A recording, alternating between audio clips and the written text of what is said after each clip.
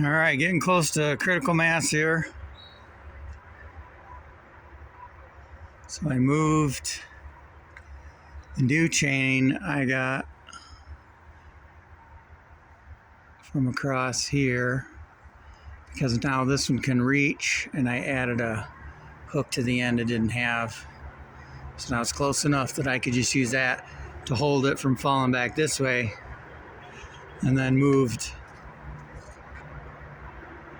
the new chain back here. Again, on that wall, I mean, if it really falls that way, it's just going to hit that tree, but hopefully the chain just kind of slows it down and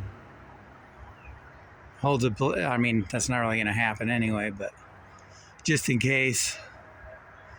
This is way different than doing that short wall. I mean, it's just, it's a freaking behemoth. So trying to, because then the challenge is going to be,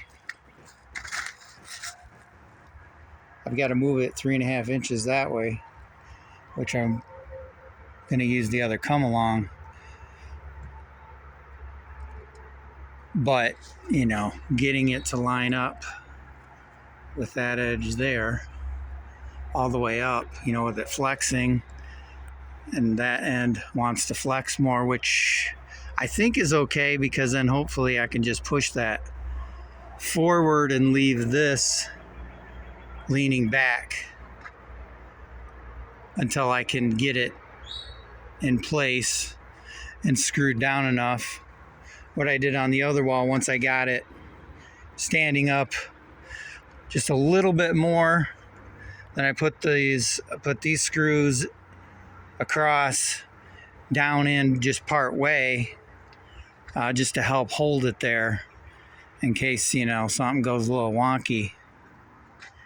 And then also at that point I have these two 2x4s to just to hold it up once I get it to that point, and you know, just zip those into a couple of studs.